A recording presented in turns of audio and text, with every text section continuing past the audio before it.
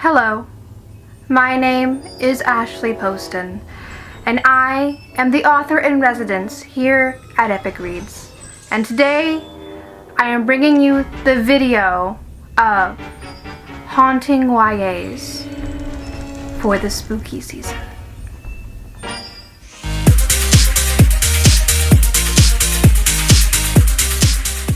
The Coldest Girl in Cold Town by Holly Black. Yeah, the Holly Black. Tana lives in a monster-infested walled city called Cold Town. When she wakes up surrounded by a bunch of corpses, she's got to figure out what the hell happened and get to the bottom of it. But to do that, she might have to go into the opulent heart of Cold Town itself and face its demons. And next up on the docket is the Nevermore trilogy by Kelly Cree. Now, don't let these covers scare you away. This is an oldie but a goodie. When cheerleader Isabel is partnered with the town's goth, she finds herself in the world that haunted Edgar Allan Poe into his final days, and it might be haunting her too now. Next up is Nightingale by Amy Ludovic. It's 1951 and June Harding wants to go to college and write her dark science fiction novels. But her parents have other plans and they want to make her into a good woman. And so they send her off to an institution where she finds herself in a horror novel of its own making. And next up is Labyrinth Lost by Zoraida Cordova. When Alex accidentally vanishes her family when she tries to do a spell to rid herself of her own magic, she must rely on the mysterious Nova to travel into the mythical land of Los Lagos to retrieve them and to fix her mistake. It's a lot of fun. And did I mention there's buy rep? There's buy rep. And next up is Witchy by Ariel Slamet Riaz.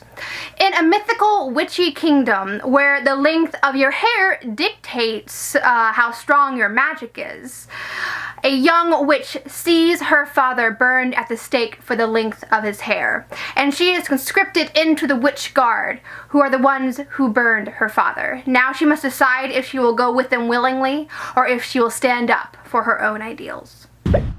And next up is Undead Girl Gang by Lily Anderson. With only a tube of lip gloss and an ancient grimoire, Mila brings her dead best friend back to life to help solve her murder before the killer strikes again. And next up is These Witches Don't Burn by Isabel Sterling. When a blood witch threatens the town of Salem, actual witch Hannah must team up with her ex-girlfriend to save her coven and stop these terrifying blood rituals before it's too late. And next up is the Stalking Jack the Ripper series by Carrie Mansculio. It's girls in STEM. It is really, really, really hot boys. It is murder. It is forensics. It is traveling across the Atlantic to solve murders. Which, what is there not to love about this? The last book just came out, so you probably want to get on it. It's really good. Next is Shallow Graves by Callie Wallace.